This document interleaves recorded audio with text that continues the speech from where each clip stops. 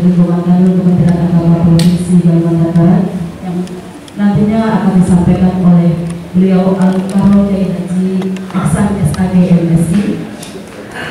Yang kedua, penyerahan penghargaan madrasah unggulan bidang akademik oleh Bapak Kakadil. Baiklah, untuk mempersingkat waktu, mari kita buka acara pada pagi hari ini dengan bersama-sama membaca bersama. Bapak Ibu yang terhormati, untuk yang pertama, mari kita dengar pengantar dari Bapak Kakadil Kementerian Agama Provinsi Kalimantan Barat kepada beliau yang hormat disiapkan.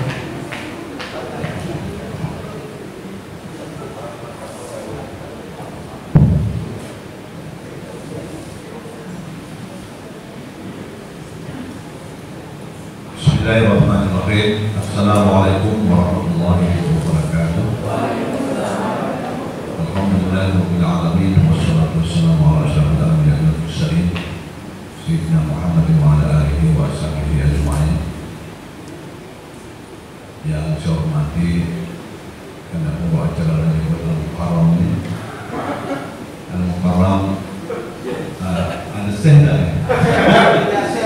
Saya asam basi. Kesan yang hari ini kita nobatkan sebagai narasumber, ya. Dan juga terima kasih pada pembawa acara. Hari ini paling cantik depan sendirian. Kayaknya makin berkibar ya sejak dari ketua Bataya dengan Pak. Mudah-mudahan nanti tidak jadi anggota semua. Yang saya hormati rekan-rekan Mafid, ada Pak Kabak, juga para Kasubag, para Kasih dan seluruh karyawan di lingkungan Kanwil Kementerian Agama Provinsi Kalimantan Barat. Alhamdulillah kita patut bersyukur sampai hari ini kita diberikan nikmat kesehatan, kesempatan, dimudahkan oleh Allah. Kita tanpa terasa sudah melewati puasa yang ke-18, sudah lebih dari separuh. Dan kalau saya lihat tidak kelihatan nampak loyo, tambah segar. Apakah karena mungkin THR-nya akan mau keluar? Kemarin sudah dapat info dari Pak Ali Erwin, ya kan, bahwa THR sudah boleh diproses, dan yang sudah berhasil landing itu baru 2 ya Pak? Baru 2 ya. Jadi yang lainnya ini, tapi menjadi motivasi nih, 2 udah los, berarti kan yang lain tinggal nyusul, ya kan? Nah, mudah-mudahan nanti kawan-kawan di bidang Pembimas juga semuanya, ya kan, bisa segera memproses supaya ibu-ibu kita di rumah itu lebih tenang, karena ada kemarin itu hadis tapi tidak sobek di situ, palsu. Jadi ibu-ibu yang melaksanakan puasa melayani suaminya katanya dengan tekun dari berbuka sampai selesai berpuasa, akan mendapatkan THR, ya, belanja bisa masuk ke mall melalui pintu mana saja katanya. Kemudian sampai itu juga saya mengapresiasi juga ada beberapa kegiatan kita kemarin di Basnas, ya, mulai dari koordinasi dengan Pak Gubernur, dengan Pak Wakil, ya kan, kemudian juga melalui media virtual dan sebagainya dalam rangka launching program Cinta Zakat namanya. Dan kita juga bersyukur di Kanwil ini juga kawan-kawan sudah mulai berzakat, tapi masih ada yang belum ya Pak Kabit ya, Pak Kabit Rais, masih ada yang belum ya, yang zakat profesi kita itu. Nah, jadi kalau misalnya ada yang belum, hendaknya memiliki kesadaran. Kemudian mungkin itu kalau yang dipotong masih gaji pokoknya, ya ya kan? Silakan nanti kalau tidak salah tanggal berapa kita buka? Tanggal 6. Nah, melalui Basnas kerjasama akan ada apa namanya, kita buka counter, ya kan, bagi kawan-kawan yang ingin membersihkan hartanya, khususnya zakat mal ya. Kalau zakat fitrah cukup di UPD sekitar tetangganya atau di masjid musala, tapi khusus zakat komisi dan sebagainya tanggal 6 satu hari penuh itu mungkin kita akan membuka, terutama untuk yang ingin menambah kan. Nah, contohnya Pak, macam teman saya kalau ini kan, siapa tahu masih ada tambahannya, nanti bisa dihitung ulang ya kan. Nah, jadi intinya saya ingin katakan bahwa dalam zakat ini, dalam harta kita mungkin ada harta orang-orang yang lemah yang wajib kita keluarkan, ya kan? Saya mengumpamakan seperti kita seorang menanam pohon, ya, menanam pohon pisang, pohon rangan, pisang, mulai dari kecil sampai besar sampai berbuah, ya kan, subur dan sebagainya. Yang ditanya itu pisang siapa? Biasanya rajin namanya Pak Iksan. Nah, dari pisang, cabai, bunga, sebagainya. Pasti orang bilang itu pisangnya Pak Iksan. Ya. Nah, kira-kira pertanyaan kita, ya kan? Boleh nggak kalau dimakan semua itu pisang Pak Iksan? Boleh, punya hak beliau, ya kan? Tetapi yang paling bijaksana, Pak Iksan tidak makan semua pisang, daun, batang dan akarnya. Pasti yang dimakannya adalah buah pisang yang sudah masak, kulitnya pun dibuang, daunnya diambil oleh ulat-ulat yang lemah, ulat daun, batangnya juga diambil oleh daun, akar dan sebagainya. Jadi yang betul-betul milik kita itu yang sudah terkupas bersih. Nah, yang sisanya itu di dalam usaha kita itu rupanya ada juga makhluk yang lumayan kita kembalikan, ya kan? Daunnya silakan buat bisa ambilnya, batangnya silakan. Jadi usaha kita semua itu belum tentu juga dalam gaji kita itu punya kita semua, walaupun boleh-boleh juga kita mau makan, tapi seolah-olah hak orang lain yang harus kita lakukan juga. Jadi anggaplah kita maknai ini sebagai bagian dari kita membersihkan harta kita, membersihkan jiwa kita dalam rangka menggunakan kita disuruh bayar zakat fitrah. Kalau bisa zakat fitrahnya juga jangan sampai sudah lewat batas Idul Fitri, ya kan. Nah, ini perlu diketahui dari tanggal 6 ya kita laksanakan. Ini komandannya Pak Kabid bin Aisyah sebagai Saiful Hajat melaksanakan itu. Kemudian saya juga menghimbau kepada kita semua, mari kita tetap bekerja secara profesional, secara teliti, secara lebih baik, ya kan? Walaupun kita berada di tengah-tengah pandemi COVID-19, ya kan? Kita tetap semangat, tetap bekerja. Saya bersyukur walaupun di kantor ini kita boleh katakan melaksanakan kebijakan 50% bekerja di rumah, 50% kerja di kantor, ya kan? Ini bagian dari relaksasi kita untuk melaksanakan edaran Menteri Agama dan himbauan Bapak Gubernur terkait dengan Kalimantan Barat sebagai ditetapkan menjadi wilayah PPKM, ya, atau penetapan pembatasan gerakan masyarakat. Ini tentu tujuannya tidak lain adalah mencegah penyebaran dan bertambahnya pengembangan COVID-19 di Indonesia atau Kalimantan Barat khususnya. Jadi perlu kita dukung bersama-sama, terutama para ASN. Saya berharap kawan-kawan untuk berkomitmen, kan? Salah satunya adalah tetap komit terhadap pelaksanaan protokol kesehatan. Kemudian samping itu juga kenapa saya katakan perlunya kita tetap meningkatkan inovasi dan penelitian. Mungkin Bapak Ibu ada membaca di media, ya kan, dalam kasus terjadinya di Kabupaten Sambas di KUA Pemangkat, ya kan. Nah, artinya ASN kita bekerja secara teliti saja kadang-kadang masyarakat masih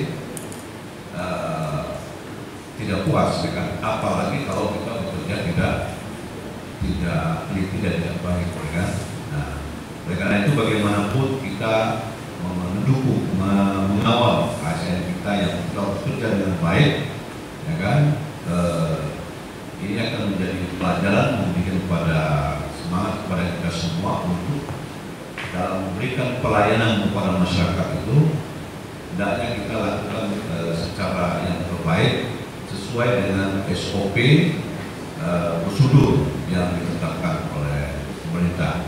Nah, bagaimanapun saya selalu bilang ASN itu adalah warga negara pilihan. Jadi kita bekerja berdasarkan regulasi, berdasarkan SOP, berdasarkan ketentuan-ketentuan yang berlaku, sehingga kita ketika masyarakat komplain kita bisa menjelaskan.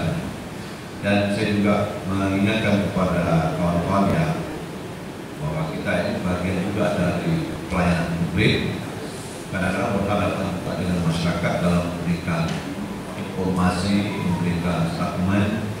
Tentu bukan hanya sekedar menyampaikan berita, kita harus memanage berita itu sehingga berita yang kita keluarkan itu betul-betul bisa kita pertanggungjawabkan. Karena bagaimanapun terkait dengan informasi atau berita itu, ini menyangkut institusi, menyangkut kelembagaan pelayanan kita. Tentu masyarakat sangat di era digital ini sangat mudah sekali mengakses, ya kan? Nah, oleh karena itu kita di sini ada humas, ada redakturnya untuk mengontrol. Jadi tidak semua orang boleh menyampaikan berita, apalagi kalau berita itu menimbulkan efek samping, efek depan yang menimbulkan persoalan. Ya, jadi kalau sudah kita manage, sudah kita kelola sehingga menjadi informasi yang dibutuhkan masyarakat, itu selayaknya memang kita harus sampaikan. Jadi ada pesan pentingnya kita memahami efek dari tulisan atau berita yang kita publikasikan. Nah, jadi orang yang bijak itu dia sudah memperhitungkan itu semua, ya kan? Nah, inilah pentingnya kita memanage informasi berita dan sebagainya sehingga bisa kita pertanggungjawabkan. Kemudian samping itu juga saya berharap kepada kita semua, ini sudah minggu kedua ya, tanggal 18 ya, berarti tidak lama lagi kita akan masuk hari raya, ya kan? Nah, itu yang menjadi penting perlu kita pahami bersama bahwa sesuai dengan edaran pemerintah bahwa saat ini ASN tidak diperkenankan untuk pulang kampung. Nah, ini perlu diperhatikan. Tanggal 6 sampai 17, saya yakin itu transportasi umum betul-betul di protect betul, ya kan? Dan mungkin juga apalagi karena terutama nih, mohon maaf para kawan-kawan yang kami mobil dan sebagainya yang menggunakan kartu merah, ya kan? Nah, ini tentu saya berharap kalau untuk dalam kota boleh, tapi kalau keluar kota mohon izin dulu kalau misal ada niat untuk keluar kota, ya kan? Nah, kita menghindari hal-hal yang tidak kita inginkan, ya kan? Jadi kalau mau aman, ya jangan pakai yang merah, ya kan? Yang hitam saja, ya. Jadi fasilitas pribadi dan sebagainya. Tapi kalau untuk dalam kota, no problem, ya kan? Jadi Jadi kemudian yang berikutnya juga saya berharap terkait dengan hal-hal seperti ini kita manfaatkanlah untuk menggunakan apa yang diarahkan pemerintah ini untuk kita paham bersama dan laksanakan. Dan nampaknya tahun ini memang open house tidak ada kelihatannya, lebaran di rumah kita masing-masing, ya kan? Nah, mungkin nanti urusan Pak Kabak ada masuk kita gimana, apakah dalam bentuk pembinaan namanya. Yang jelas kita memang terkait dengan kalau hal dan sebagainya nampaknya juga akan dikurangi, ya. Yang tidak ada juga. Karena kalau kita lihat kasus di India itu sangat tragis sekali, ya. Dan variannya itu sangat cepat dari B117 gitu.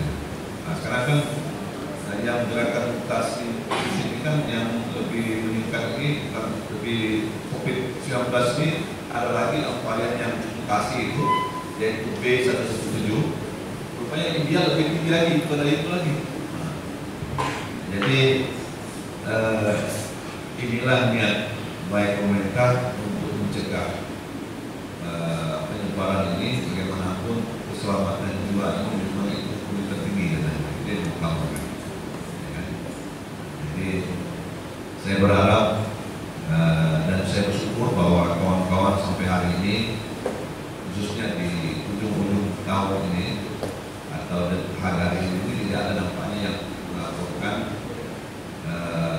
terkombinasi COVID, ya kan? Nah, jadi dalam keadaan sehat semua. Nah ini yang kita bersyukur, berbahagia bahwa kita semua dilindungi oleh Allah SWT diberikan kesehatan. Saya rasa mungkin ini beberapa hal yang perlu saya sampaikan. Nanti Pak Ihsan juga akan memberikan pencerahan kepada kita semua dan diikuti secara seksama dan mudah-mudahan memberi hikmah kepada kita terutama penguatan di bulan Ramadan yang tinggal beberapa saat ini akan meninggalkan kita. Demikian kurang lebih saya mohon maaf dan saya akhiri.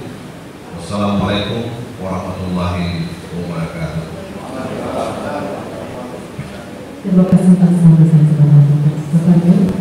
Selanjutnya kami persilakan kepada yang terhormat Al-Karol Haji Ihsan Askari LSI untuk menyampaikan materinya dan memahami pada kesempatan ini. Yang hormat silakan.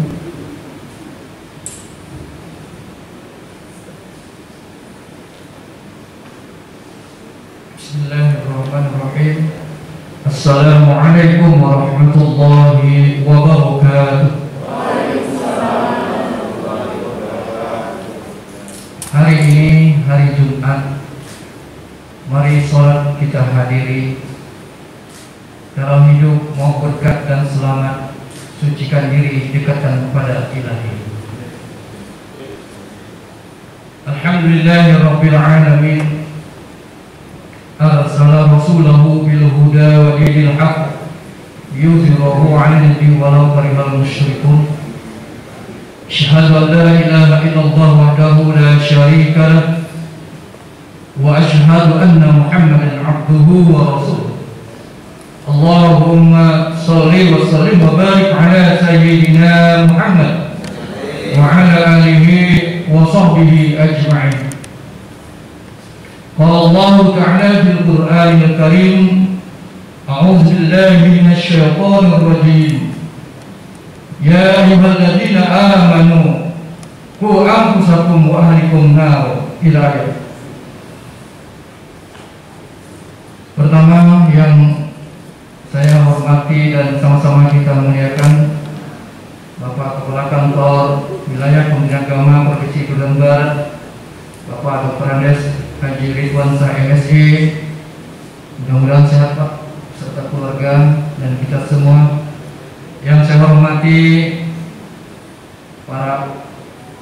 hormati Kabak PU, para kabit, para kasubag, para kasih, para JFU, JFT, seluruh ASN yang hadir pada hari ini,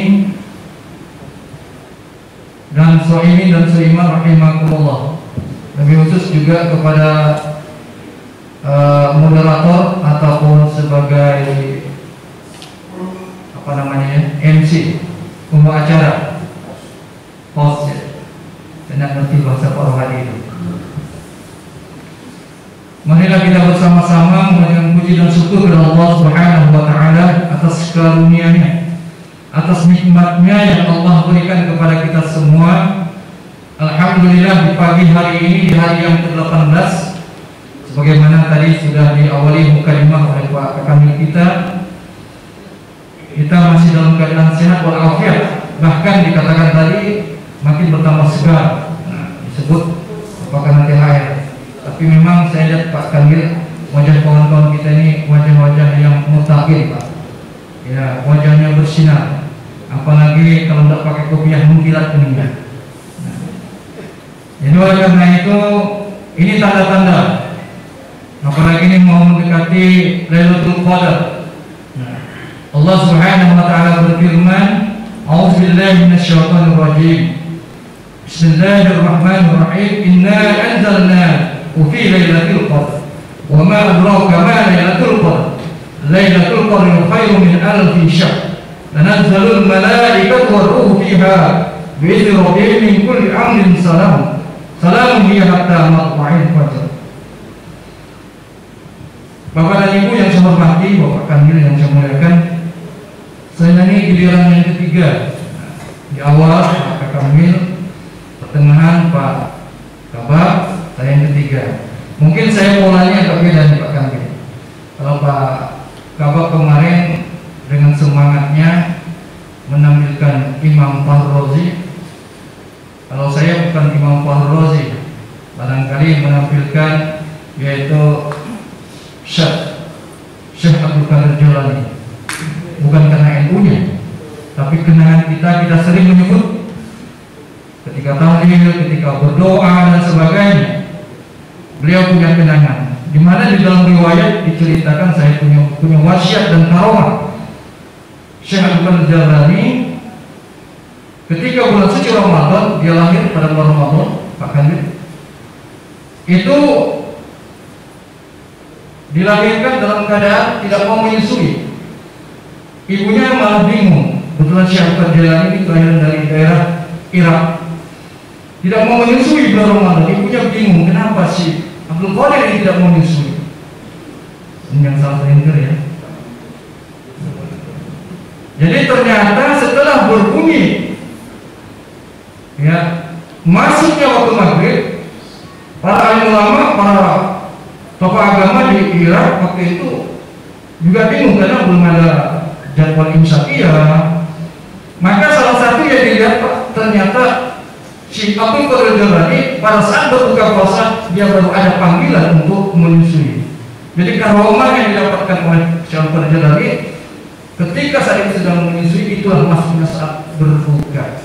Sampai Ramadan selesai, pada siang hari Abdul Qadir Jilani ini tidak mau menyusui kecuali malam hari. Subhanallah. Nah, ini Bapak dan Ibu yang kami hormati. Ini perlu diyakini bahwa ternyata Syekh Abdul Qadir Jilani ini salah satu dari keturunan Rasulullah. Kalau ditarik dari garis Ali bin Abi Thalib, itu salah satu keturunan yang ke-12. Saya tadi sudah hafal, aku nanti sombong kata Pak Kabak kan nggak enak urutan-urutannya itu. Jadi ternyata juga mamanya juga masih keturunan daripada Al-Husain. Jadi masih keturunan keluarga yang punya sanad ya, yang dari Rasulullah SAW. Tema yang dimintai Pak Kamil saya dari Pak Kahar itu tentang keberkahan keluarga ya, di bulan Ramadan. Ramadan membawa keberkahan keluarga. Tapi ini maaf Pak Kabit, saya sederhanakan saja, yaitu temanya Ibu Tos, Ibu Tos yang cantik ini. Ini boleh kita puji kalau depan suami jangan. Ya, yaitu tentang memuliakan orang tua atau ibu atau umi. Kebetulan dia pun juga umi. Jadi memuliakan umi atau orang tua. Nah ini ayat ini barangkali di mana dalam hal memuliakan orang tua kita sudah mungkin memuliakan, tapi tidak salah bagaimana orang tua yang kita miliki, yang masih ada ini maupun yang sudah tiada, masih ada waktu kita untuk memuliakannya. Kalau tidak ada berarti kita doakan.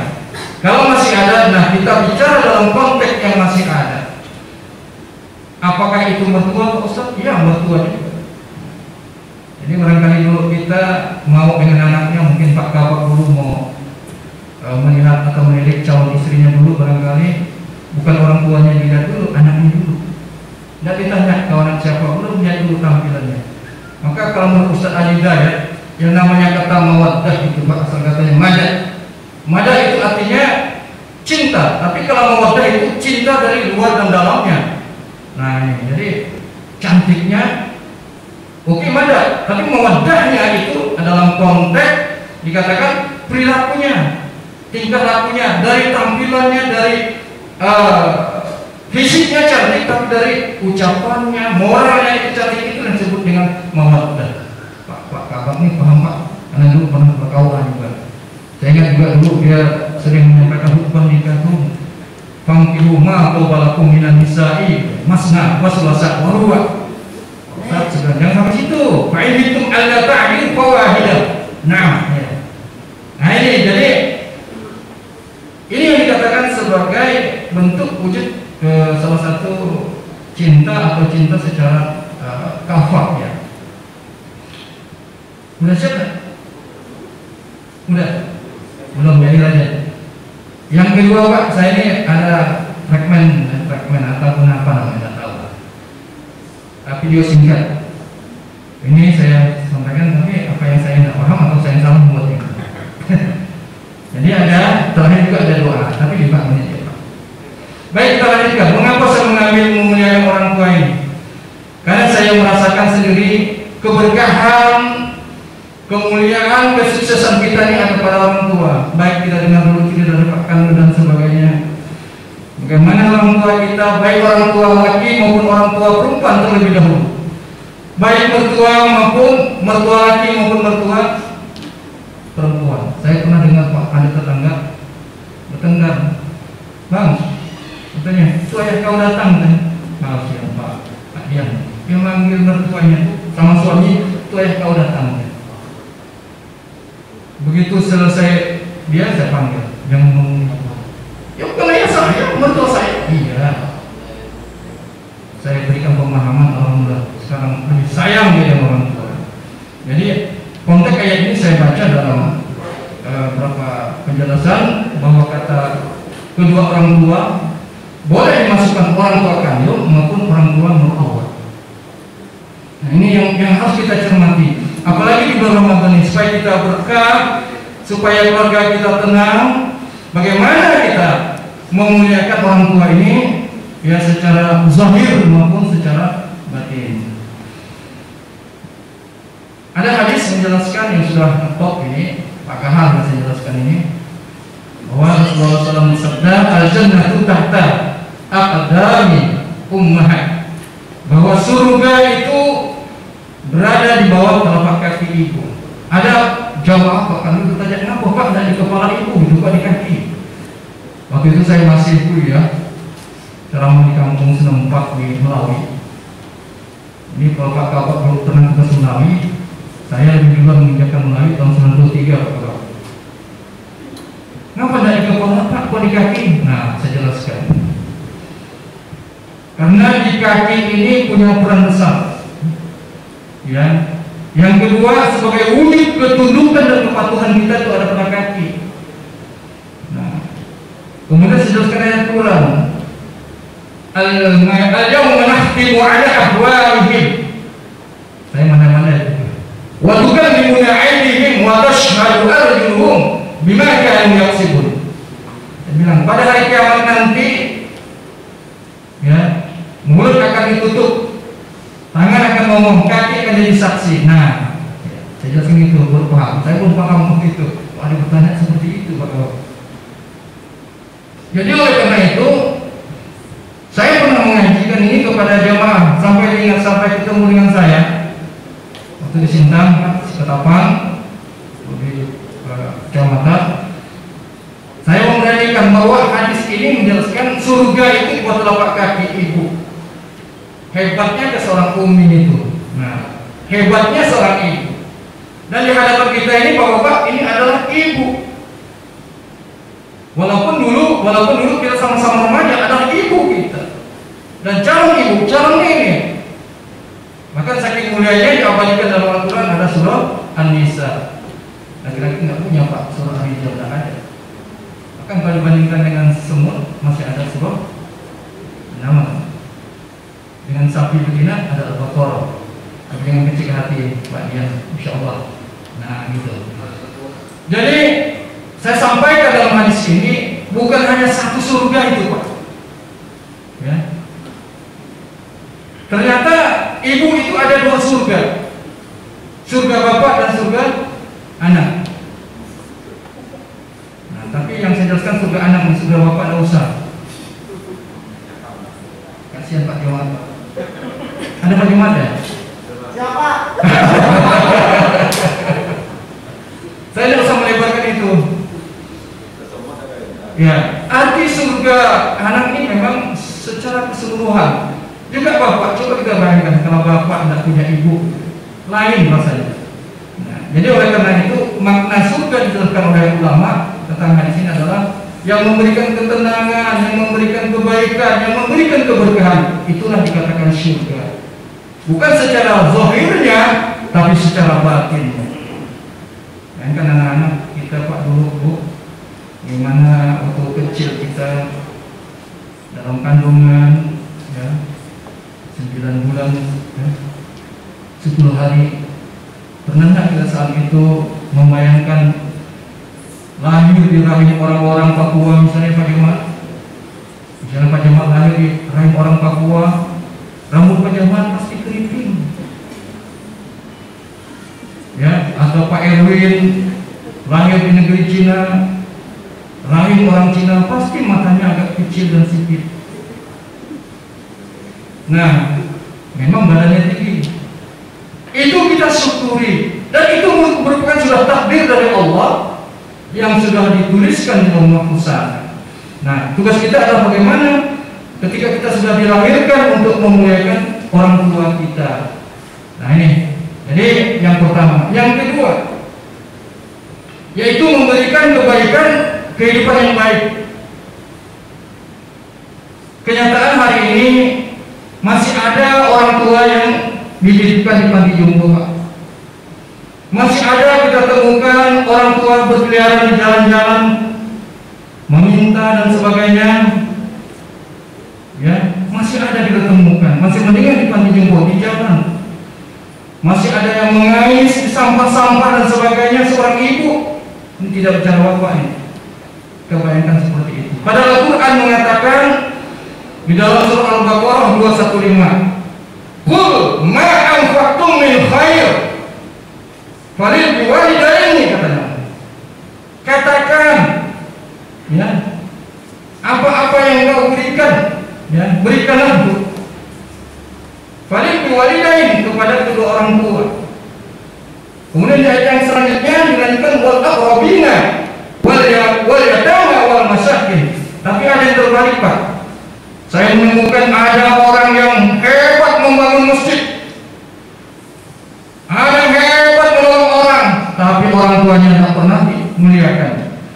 Kalau menurut ayat ini saya pernah berdiskusi dengan kiai saya, karena Pak kalau Pak Jumat itu Pak ceramah bawa kitab tinggi Pak, saya bawa buku aja dulu lah. Itu ayat urutan untuk berbuat baik, urutan untuk bersedekah itu dimulai dari orang tua. Nah, Pak Jumat kena nih. Biasa saja perjalanan dinas Pak, saya minta izin sama mama dulu. Nah ini luar biasa dimuliakan orang tua Pak.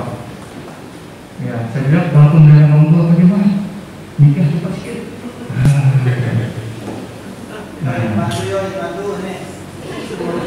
Ada teman saya ketapang, nggak usah, saya jadi keras. Bagus juga Pak Fahri. Aku juga, aku mau orang tua dulu katanya. Mina, nanti nikah. Udah meninggal orang tua? Belum, nggak nikah. Saya bilang kompak kan ya lah dengan yang belum nikah.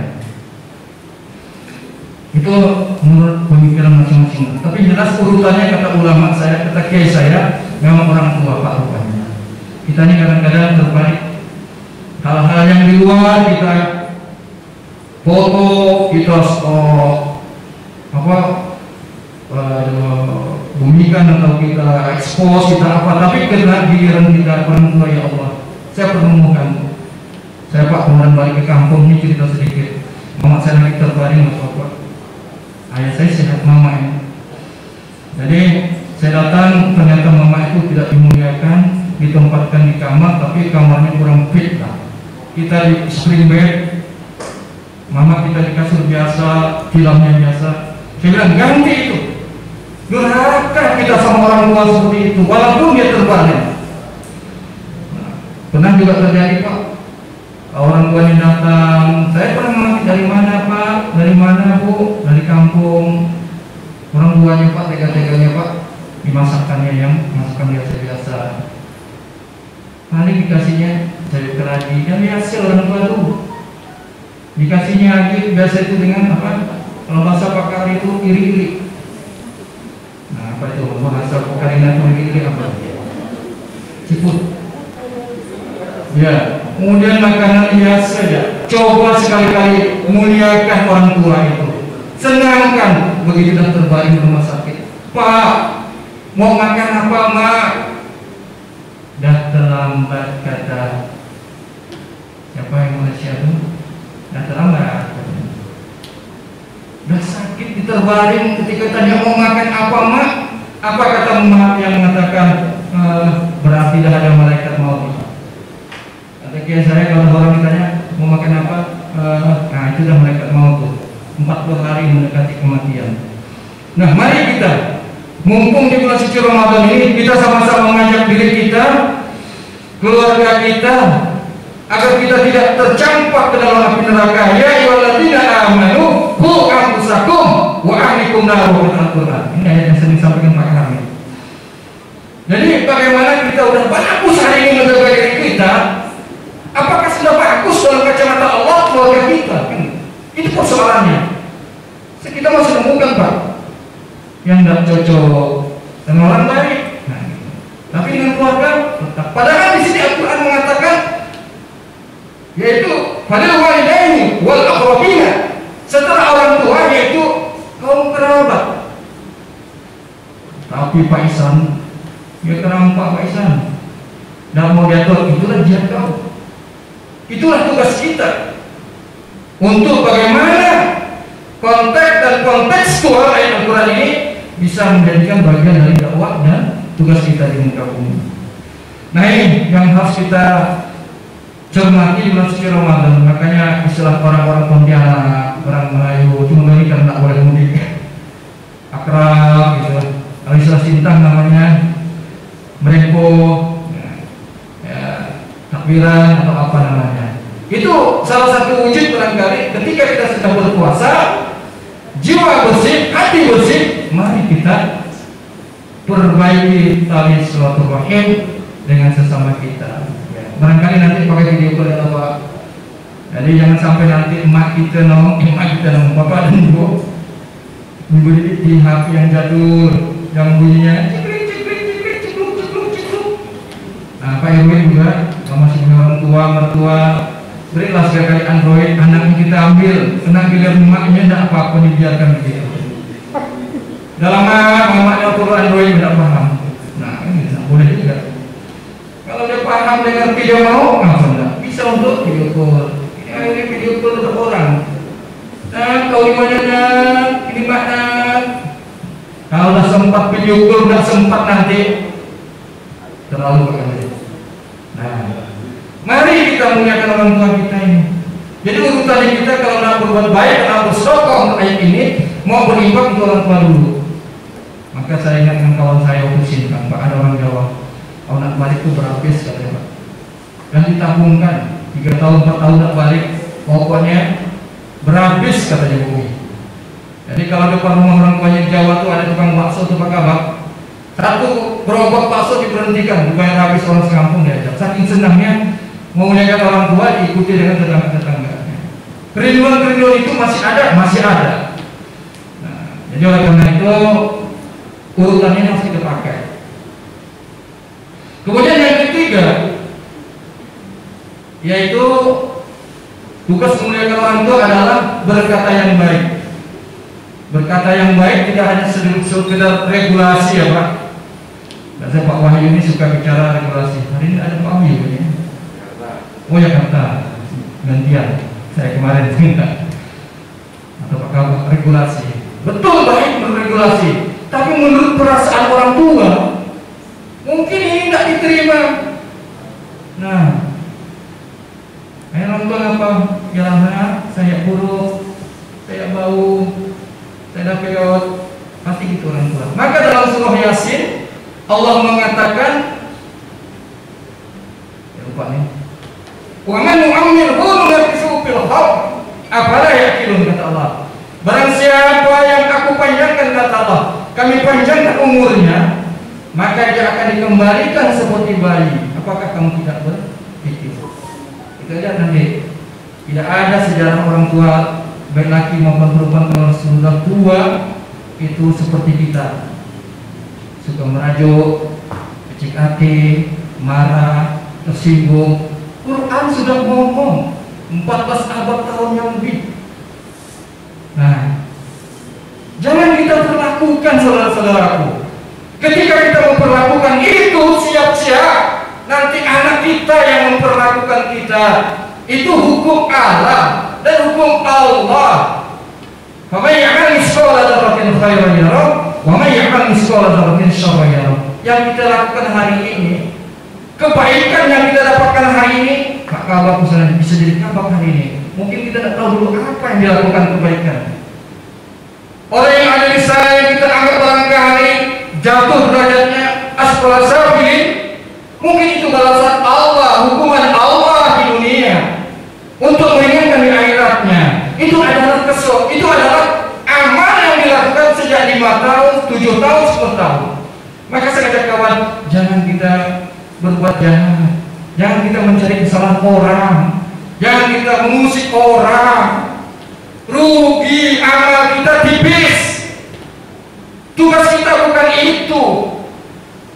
Apakah hobi atau karakter kita nggak tahu. Cari kesalahan orang. Bagaimana orang ini bisa jatuh? Nauzubillah min dzalik. Dia lupa ada Allah, dia lupa ada malaikat. Ini yang terjadi. Mari Ramadan ini kita betul-betul kita maknai. Allah mengingatkan kepada kita, wala taqul lahum ngatakan saja nggak boleh. Coba anak sekarang Pak, saya punya cucu Pak di kampung, suruh maknya, bukan cucu, ponakan ya. Nah,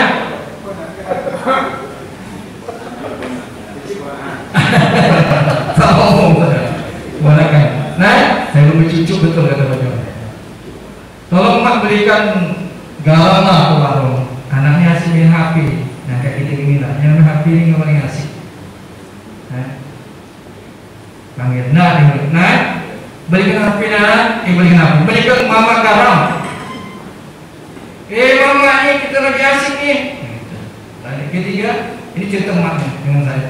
Nah, mama ini mau masak, tolong belikan garam ke warung. Mama ada kaki ke? Saya bayangkan ini bukan kesalahan anak, mungkin emaknya dulu. Nah ini, emaknya dulu perlakuannya kepada nenek yang kecil tadi sama. Jadi ibu-ibu ini, bapak-bapak juga kalau mau dihormati kalau bahasa sekarang, kalau mau dihargai oleh anak, kita hargai dulu nanti ketika kita sudah tua insya Allah. Jangankan manusia, kucing saja. Saya punya kucing Pak, rumah kentangnya. Ketika kita menyayangi binatang, belum kita tegur dia datang. Itu kucing saya, tapi kalau kucing garong lain. Pak Parlindungan tahu. Nah ini salah satu barangkali. Akhirnya apa? Emaknya begitu dah nunggu Pak di kampung kan belum ada blender, belum terbeli lah. Lesung ini dilemparkan, manaskan, dilemparkan ke anak. Anak pun pintar-pintar, tidak kena katanya. Tidak kena katanya, dikejar anak, jatuh Mak. Saksi ayah. Astagfirullah. Itu 1001 Pak. Tapi memang ada seperti itu. Jangan terjadi terjadi dalam keluarga kita, jangan terjadi dalam kehidupan kita. Nah, ini kalau kita tarik dari cerita pendek ini, tentunya tidak luput daripada peran kita. Tentu dulu kita cara mendidik anak kita bagaimana, itu waktu kita masih hidup ya seperti itu. Bagaimana kalau sudah tua renta? Nauzubillah. Quran saja sudah mengatakan saja yang tidak boleh, apalagi nak melawan, apalagi nak bentakan kaki. Untuk ya Pak, lantai rumah sekarang ini Pak Kapak, lantai keramik Pak, bentakan kaki nak kedengeran. Kalau lantai kayak kampung saya dulu masih lantai papan, lantai jelutung, yang tak kaki-kaki yang masuk, rasa kau. Anak kan tak kedengaran, tapi hati orang tua. Nah ini mari kita mengajak kembali, mereview kembali perilaku kita. Saya juga barangkali untuk kedua orang tua muliakan sekali. Kalau tahun ini kita karena corona tidak bisa mudik, kirimkan. Ada ayat Quran itu, saya lupa Pak, waktu saya acara buka puasa di kantor gubernur yang nyampaikan itu Pak Harjani, bahwa usia 40 kita itu ada kewajiban untuk memelihara orang tua. Usia 40 tahun ke atas kewajiban kita memuliakan orang tua. Artinya walaupun kita memberi tanggung jawab kepada anak, kepada istri, orang tua wajib. Quran, saya lupa surahnya. Nanti Pak Gusti yang apa? Yang keempat, saya singkat saja, yaitu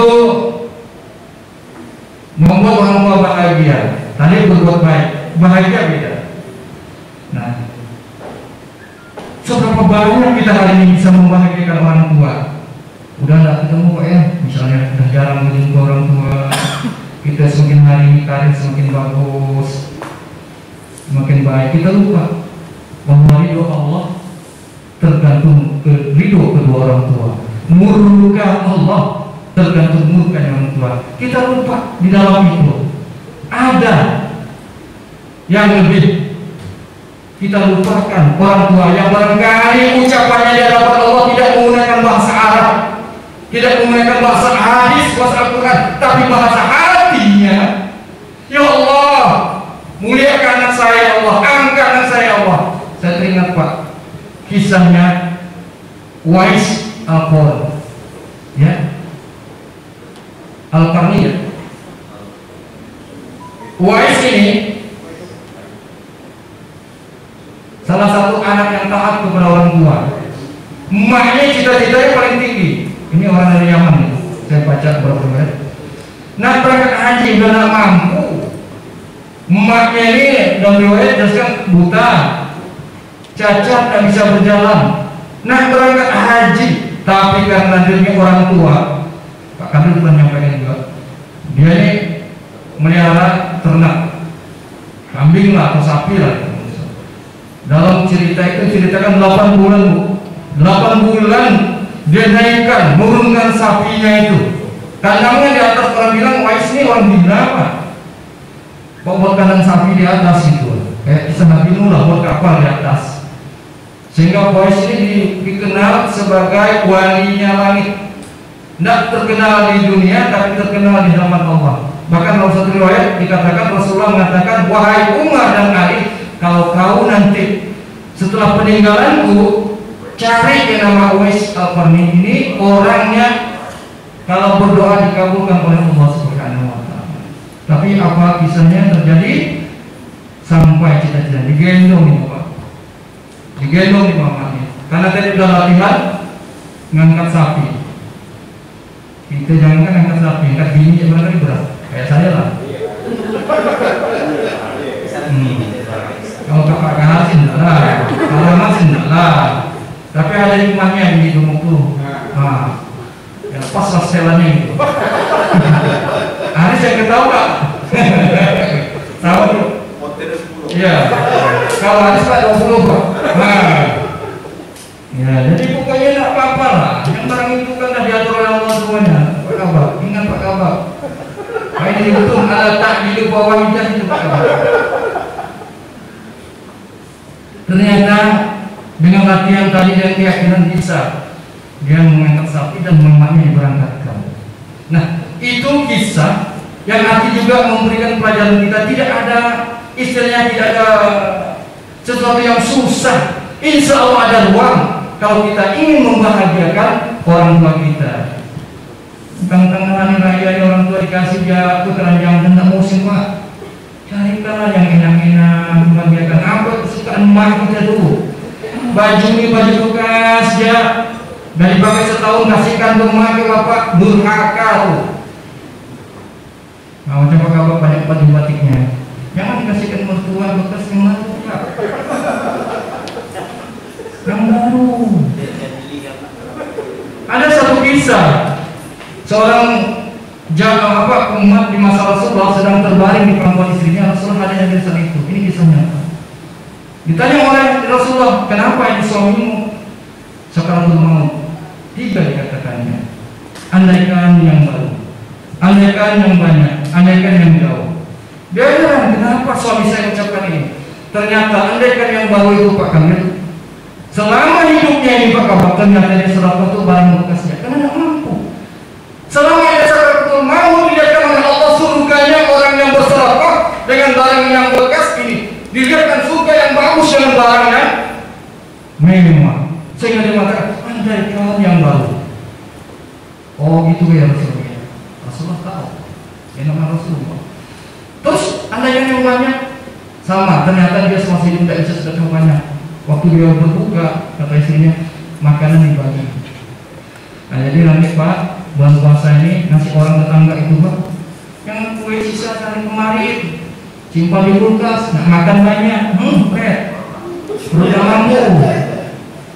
Mana kubing ke, mana kepon, mana juadah, mana apa, nak mampu simpan di kulkas. Anak lupa cabut kulkas, besok dipanaskan, baunya lain, kasihkan kucing pun kucing nolak, kasih tetangga, belum lagi. Kata Quran, jangan memberi dengan barang yang tidak berguna. Quran makanya. Yang baguslah kalau nak beri orang. Maka saya Pak bukan riak, kalau ketemu dengan orang parkir, kalau sepi parkirannya, hanya 2 UT, 3 UT, saya kasihkan dikasih 20.000. Bukan riak, saya lakoni. Nah, senang Pak, mudah-mudahan Bapak dapat rezeki, mudah-mudahan Bapak sehat, mudah-mudahan Bapak lancar. Kita tidak tahu orang yang tukang parkir sempat malaikat rahmat, bukan Pak Rahmat. Jemaah mendoakan kita kan senang kita, karena doa orang-orang terkaya ini dikabulkan. Nah ini, jadi tadi cerita Boys yang cerita tadi itu. Yang ketiga, kenapa suami saya andaikan yang jauh? Ternyata Pak, dia sholat itu jarang di masjid, di rumah. Lihatkan surganya orang yang sholat di masjid itu bagus, indah. Dia sholatnya hanya sering di rumah, surganya biasa-biasa. Maka sholat di rumah itu adalah diterima, tapi kalau sholat di luar itu barokah. Apalagi subuh, luar biasa. Menyesal ya Allah, andaikan yang jauh. Kita nih rumah sebelah masjid, datang dan masuk, terlambat ya kadang-kadang. Kalau yang orang sebelah itu berjalan di kaki jauh, kita nih ya Allah, bagaimana kisah Abdullah bin Abu Maktum, seorang buta, bertanya kepada Nabi, ya Rasulullah, saya buta Rasulullah, wajib ke sholat? Ya. Selagi dengar azan, kamu ke masjid, Bu, dorong suaminya, Bu. Tolong pesan saya, hari ini saya bukan Pak Ihsan, tapi sebagai pendakwah. Nah, itu kabarnya. Mengingatkan saja, karena saya sudah melakukan itu. Ketika kita sedang berjamaah, rasanya sholat di rumah itu kurang bergairah, kurang itu kan. Nah, terutama suami lah dan sebagainya. Terakhir, yaitu merawat di usia senja. Jadi kewajiban kita, walaupun hari ini orang tua kita masih happy, masih energi, masih dengan bisnis, kaya dan sebagainya, bagaimana Pak Ustaz, boleh tidak kita berikan? Boleh. Kewajiban kita. Persoalan nanti dia terima disedekahkan orang lain, kita dapat 2. Ini kadang-kadang ada Pak, ya, ada seperti itu, orang tuanya kaya, anaknya dibiarkan ya, anaknya membiarkan orang tua. bahkan anaknya masih agak kurang gitu, kurang mampu, sehingga dia tidak peduli. Sehingga ini perlu dibangun seperti itu. Jadi wajib kita untuk memuliakan usia alim ini wajib, Pak. Bagaimanapun juga dalam Al-Quran Allah mengingatkan A'udzubillahi minasyaitonir rajim, bismillahirrahmanirrahim, dalam surah Luqman ayat yang 14. Ada Pak Luqman di sini. Wa wasaina al-insana biwalidayhi hamalathu ummuhu wahnan ala wahnin. Nah, saya ini takut lupa, maka saya catat. Jadi kata Allah, dan hendaklah ya diwajibkan, diperintahkan kepada manusia untuk ya bagaimana berbakti kepada kedua orang tuanya yang telah mengandungnya dengan lemah dan bertambah lemah. Saya paling senang Pak tahu orang Cina. Orang Cina tuh Pak, saya punya tetangga orang Cina. Kalau memelihara orang tua tuh Pak Kabak berebut. Mak tinggalkan saya, coba kita lihat. Waktu pakai tato ini, maknya namanya. Tapi bersih orang tuanya. Katanya senangnya apakah suka merentok karomah rahmat masa kita. Mulia orang tua. Kalau kita dah adik beradik banyak, abangnya lah, kakak jalan kan perempuan. Tambah lagi bininya itu mulai ember, red. Bangun waktu baulah, malu tahu kita Pak. Ada tak yang bini kayak gitu? Kalau ada kayak bini itu sentil telinga. Saya bukan kami dah kompak bertua mampu. Terjadi hari ini, malu mak telepon. Yo, biar kececiran maaf Pak, dan orang-orang gitu.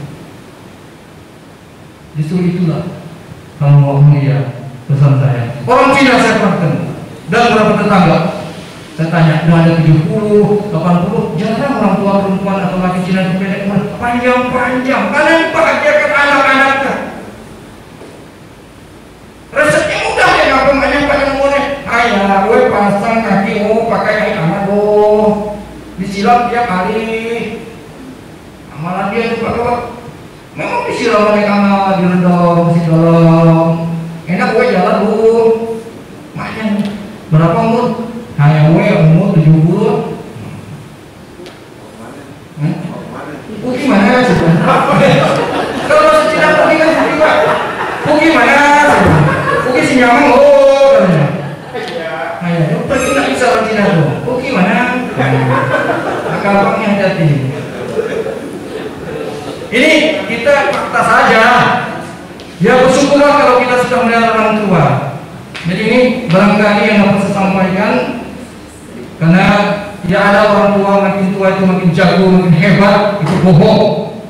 Ingat, kalau ketika kita muliakan orang tua, nanti insya Allah kita ketika tua kita dimuliakan. Boleh ingat omongan saya hari ini. Pak Kabok hari ganteng luar biasa gantengnya. Kalau orang melihat kayak masih bujangan. Kalau tidak melihatnya, waduh. Iya Pak, Pak Kabak, Pak Dian dan sebagainya lah. Makanya saya ini tidak jelas Pak. Tinggi dan juga kurus tetap. Nah, tapi nanti tunggu 30 tahun yang akan datang Pak Kabak. Tapi mudah-mudahan kayak gini lah. Tapi kalau Pak Kabak kayak gini, istri cemburu. Terus kan? Mungkin demikian Pak. Wakilan saya mohon maaf pada hari ini tidak ada untuk menyinggung dan menyindir, tapi intinya untuk kita sama-sama menginterview hidup kita agar bermanfaat. Paling tidak yang dikatakan Al-Quran, Qu anfusakum wa ahlikum nar. Terima kasih, mohon maaf segala kekurangannya. Itunya gimana? Tak bisa berarti hadiahnya aja. Kita saya siapkan amplop Pak. Kalau secara lama udah ada amplop. Kalau Pak Kabur kan keuangan saya tidak mau. Aku lupa. Karena kata Quran wa'afu bil ahdi ini ahdaka yang mas'ulah. Kepatilah janjimu karena janji itu akan dituntut. Baik, demikian saya kembalikan kepada host kita yang cantik ini, Umi. Terima kasih, mohon maaf Pak Kandir. Saya barangkali tidak banyak ilmunya, karena sini banyak para asatid dan asatizah, para kiai, ya, balik kemudian saya mohon maaf. Terima kasih, saya akhiri. Wassalamualaikum warahmatullahi wabarakatuh. Terima kasih yang disampaikan kepada Bapak Haji SAG FSI. tua. Nah, kebetulan kita hari ini, kebaikan hari ini bagian dari ikhtiarnya orang tua kita, dan bersyukurlah bagi yang masih punya orang tua, berusaha memberikan kehidupan yang baik, berkata yang baik, dan merawat di hari tua itu salah satu dari cara memperlakukan orang tua. Baik, apresiasi dari diberikan kesempatan tanya jawab. Oh, ada Pak. Baik, dua aja kali Pak ya. Baik, saya berikan kesempatan untuk dua penanya. Yang pertama Pak Haji Nur Said, yang kedua Pak Zainal.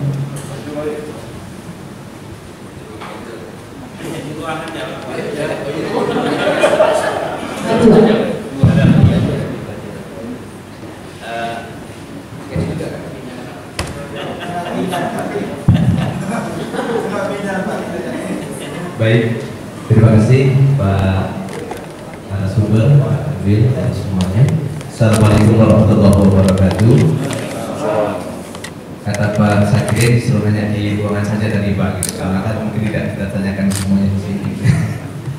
Begini Pak, apa yang Bapak sampaikan materi tadi itu adalah kewajiban kita berbakti kepada orang tua. Sekarang kita balik, kewajiban orang tua terhadap anak.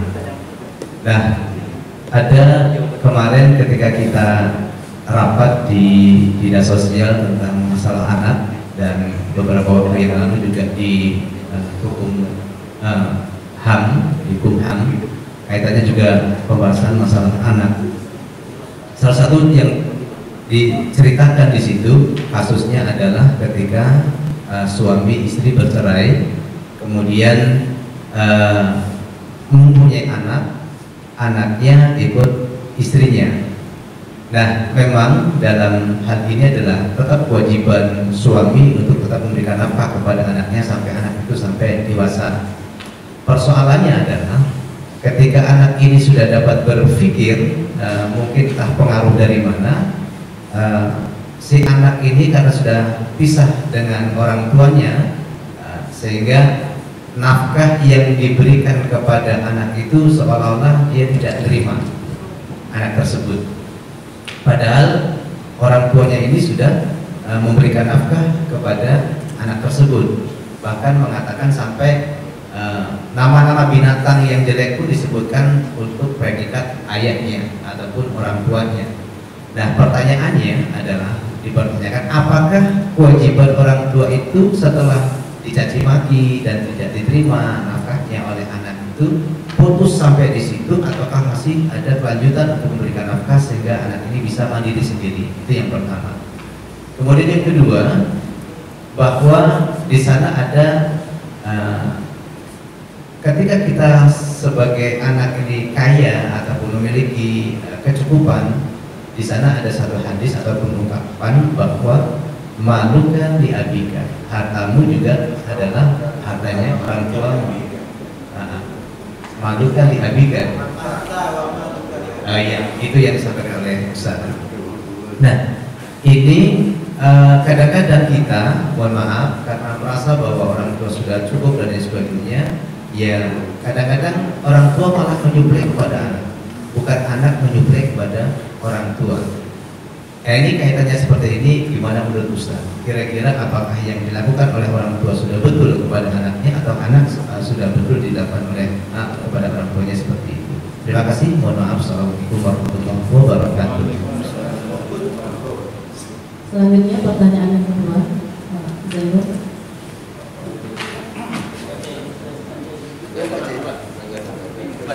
Zainul.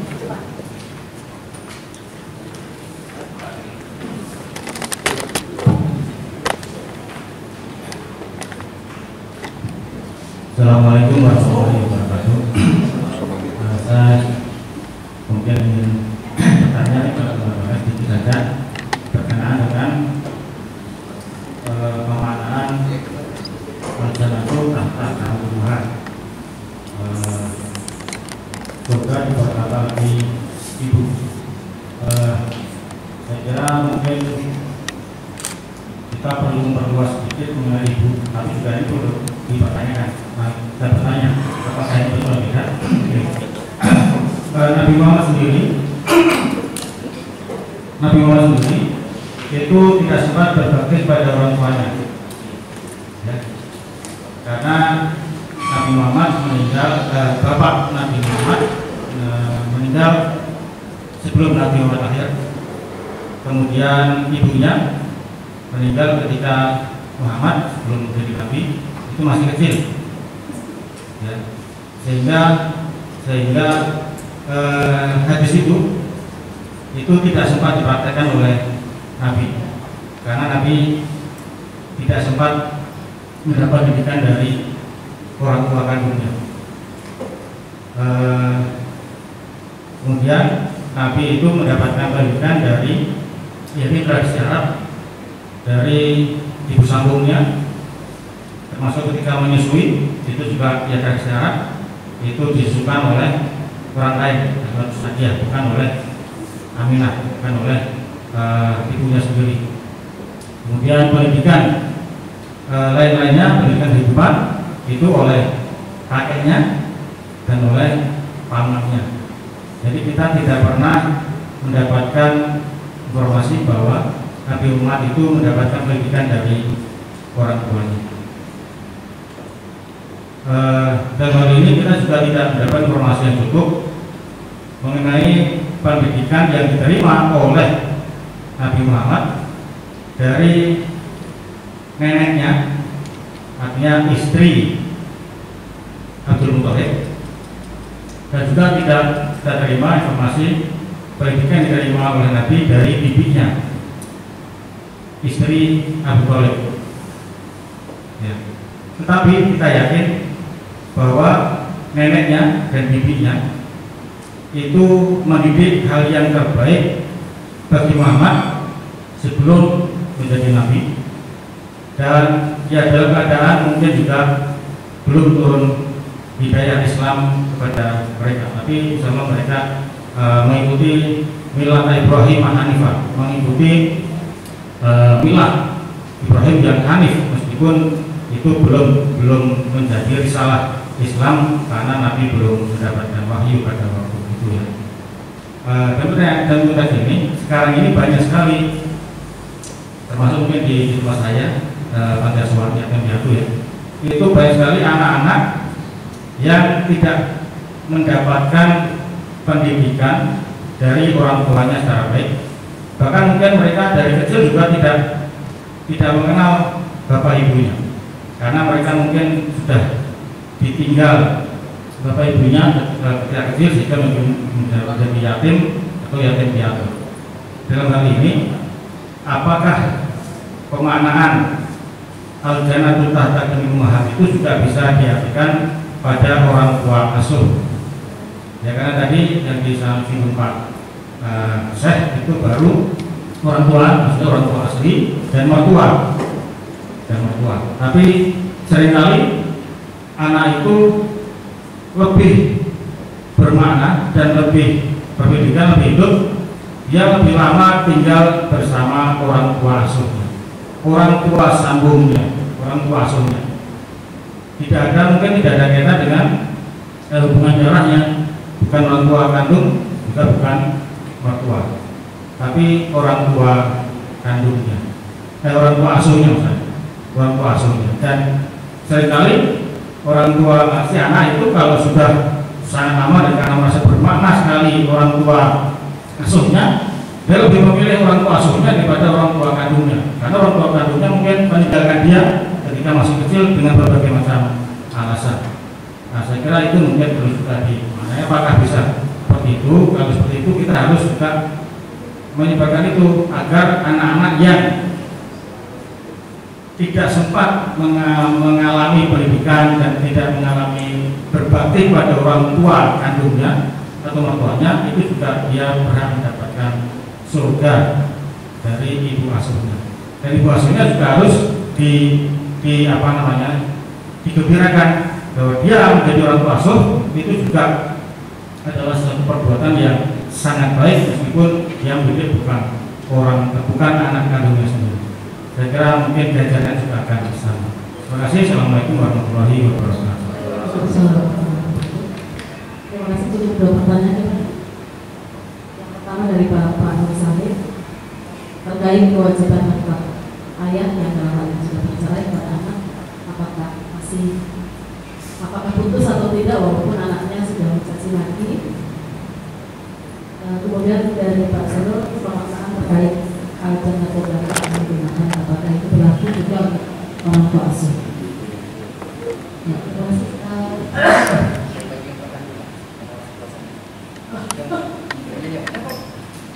Bapak kadang berkenan menjawab pertanyaan.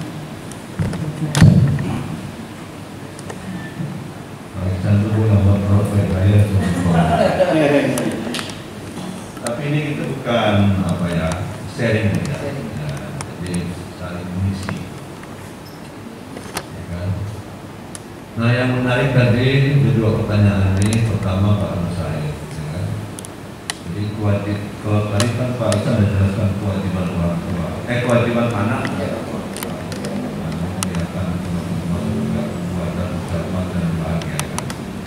Kewajiban orang tua dengan anaknya, ya satu yang mendidiknya, memberikan namanya, ya kan?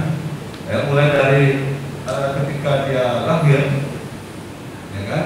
Kita sudah diajari itu bagaimana memberi supaya menuju pada anak yang soleh itu. Paling tidak kita sudah menuntunnya dengan syahadat itu.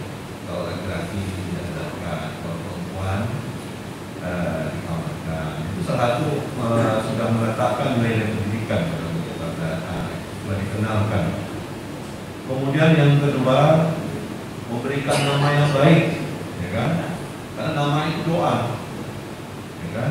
Nah, jadi saya dulu pernah ada murid saya itu namanya sakit, agama, dan dia juga dinding lalu lahir. Nah, jadi kita pilihlah nama yang baik, ya kan?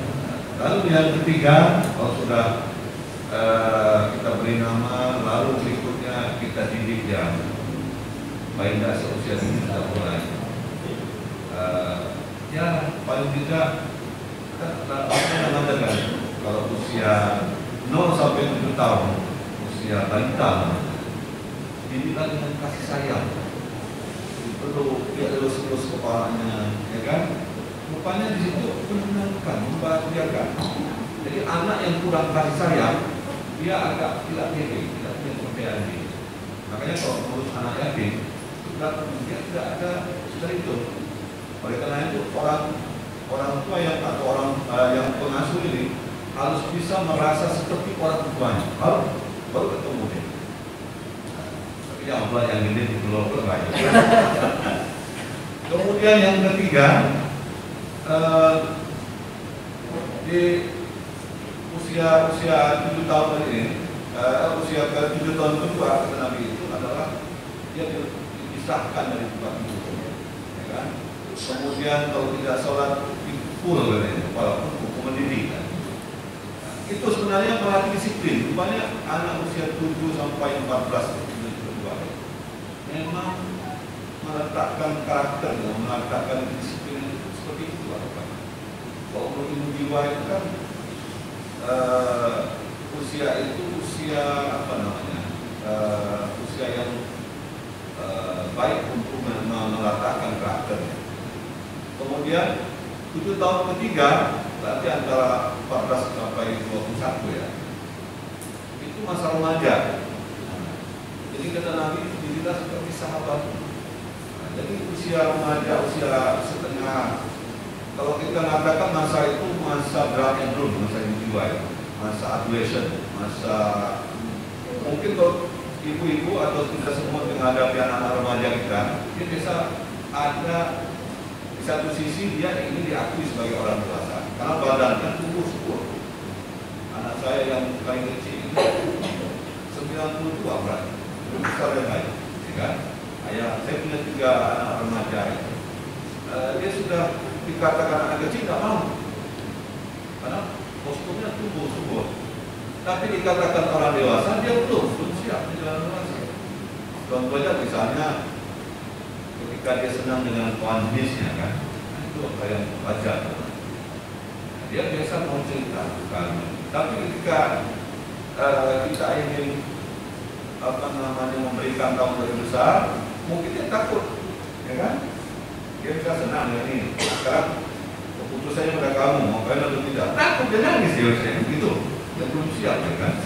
Satu sisi dia tidak mau juga disebut anak, tapi dia belum siap jadi orang dewasa. Secara fisik dia tumbuh dewasa, tapi kejiwaannya belum stabil. Kemudian setelah tahap berikutnya adalah sudah mendidiknya dan secara anak sudah kerja kan, berikutnya menjodohkan, mencari memilihkan pilihan yang terbaik. Kalau sudah diketemukan jodohnya, coba ada mata menyambung. Itu satu tugas orang tua nih kan, menjodohkan. Tentu memilih pilihan yang terbaik tentunya. Nah, tentu sebagai orang tua mungkin juga belum lepas itu. Kalau walaupun mungkin secara fisik dia terpisah, tapi mendoakan terakhir. Jadi ini salah satu bagian dari kewajiban. Lalu bagaimana dengan kalau terjadi perceraian? Nah, ini masalahnya, ya kan? Tapi bagaimanapun anak itu tetap kan kalau kita bicara soal sperma, sel telur, sel sperma dan sel telur kan, sel telur itu punya ibunya, sperma itu dia bapaknya. Sperma itu calon makhluk baru, sel telur itu untuk makannya. Jadi sebetulnya untuk jadi embrio itu dia sudah melalui perjuangan yang ribu-ribuan sperma yang mati itu baru berhasil. Makanya jangan sampai terjadi pembunuhan terakhir itu kan. Nah, tetap anak ayah dunia itu, ya kan? Nah, tapi bagaimanapun dalam agama antara ayah dan ibu memang memiliki hak dan kewajiban yang berbeda, tapi mata Allah sama nilai pahalanya. Cuma yang saya katakan berbeda begini, fungsi ibu adalah menyiapkan generasi. Nah, menyiapkan generasi. Fungsi ayah melindungi generasinya. Kan punya ayah melindungi generasinya, tapi ibu itu mempersiapkan mulai dari sel telurnya, menyiapkan rahimnya, plasentanya, sampailah apa yang dibutuhkan bayi ada di ibu. Tidak ada bapak, mungkin bisa melahirkan, tidak akan mungkin. Ya, memang fungsi ini. Nah, jadi oleh karena itu kewajiban walaupun sudah cerai, kewajiban bapak itu menafkahkan, kewajiban mendidiknya itu tetap jalan semestinya. Sampailah dia nanti menikahkan pun masih ada tanggung jawab bapaknya itu, ya kan? Sekarang bagaimana kalau anaknya tidak merasa seperti itu? Pak, anaknya tidak merasa ini sudah terpisah karena dia lebih mungkin apalagi ibunya sudah bumbui macam-macam, ya kan? Tidak lagi menghormati ayahnya dan sebagainya. Nah, sebenarnya di sini mungkin agak keliru. Mestinya ibunya tetap mendidik anaknya untuk menghormati ayah. Apapun yang terjadi ayah dan ibu itu urusan ayah dan ibu.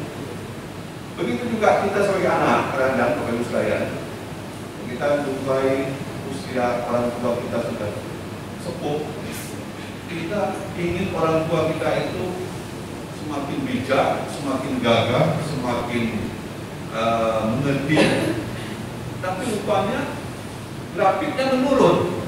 Akhirnya kita makin sekolah makin tinggi, makin gagah. Begitu kita lihat ibu kita agak beda, kita ingin meluruskannya. Kenapa mama ibu sembarangan misalnya? Kenapa mama ini makan sembarangan? Kenapa salah? Pokoknya ada hal-hal yang menurut kita tidak pas. Ingat, kita bukan memberikan rahmat, bukan memberikan petunjuk bagi kita belum pernah jadi sehebat apapun kita belum pernah jadi nenek atau jadi ibu. Kita masih proses kan. Dia sudah melewati. Jadi tugas kita adalah berbuat kebaikan. Berbuat kebaikan. Apa yang kita lakukan kebaikan itulah untuk dirimu, ya kan? Adapun ibu kita mungkin karena sudah sepuh dan ada mungkin yang kita peruntukkan, dia salah. Dan itu urusan ibu kita. Jangan sampai kita merasa ini ibu harus betulkan nih, ngomongnya harus betulkan. Itu nanti tidak enak dan sebagainya. Kadang-kadang ada orang berlaku seperti itu. Salah itu. Menurut saya itu urusan ibu, itu urusan ayah. Urusan kita berbakti totalitas, ya kan? Nah ini kalau dalam konteks tadi itu. Lalu bagaimana dengan cerita Pak Deno yang banyak mengurus anak asuh, apalagi mungkin anak sambung misalnya, ya kan? Sebenarnya belum nyaman. Anak asuhnya, ya kan? Nah ini ketika kita mengurus anak-anak kita yang seperti ini, tentu yang jadi pertanyaan mendasarnya pada itu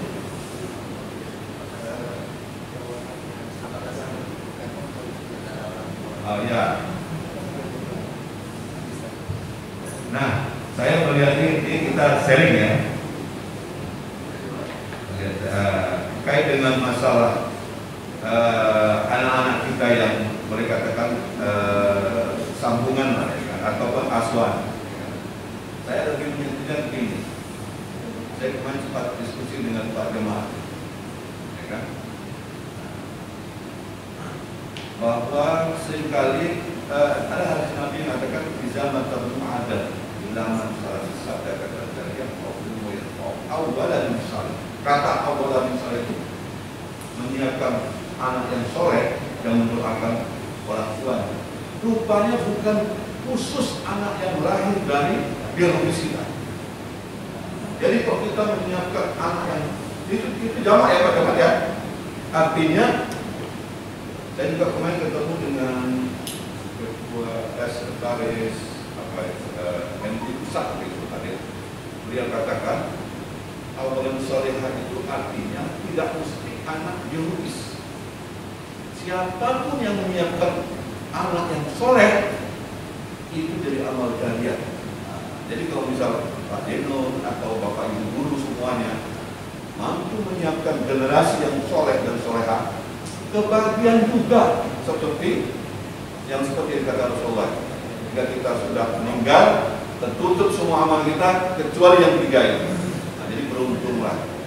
Oleh karena itu saya pikir kalau bicara dia bagaimana, kenapa anak ini tidak mau berbakti lebih kepada ayah sambungnya ataupun kepada orang yang lebih melayaninya, mungkin saya pikir tadi itu orang tua tidak menunjukkan, dari orang tua yang pertama ini tidak menunjukkan rasa kasih sayangnya, rasa tanggung jawabnya, itu bisa memutuskan silaturahminya, ya kan? Tapi tugas kita yang melayani, membina dan mendidiknya, karena kalau kita berhasil mendidik dia jadi anak soleh, saya yakin dan percaya dia pasti akan hormat dan patuh baik kepada ibu sambungnya ataupun ayah sambungnya atau perawat kita, maupun kepada ayah ibu yang melahirkan. Karena anak soleh itu sudah tidak diragukan lagi. Nah ini kalau menurut saya. Saya rasa demikian dulu. Saya kembali kepada Pak Ihsan. Assalamualaikum warahmatullahi wabarakatuh. Jadi nggak usah diulang, saya namakan ya, sudah lengkap hampir ya, sampai merupakan dia. Nah bahkan kita ini menjadi guru, pendidik, pendakwah, jadi dan bahkan dan mengalami juga tentang bagaimana kehidupan beliau ya, yang kita tahu juga dari kesederhanaan beliau dan sebagainya. Jadi terinspirasi untuk menjadi sebuah pemikiran.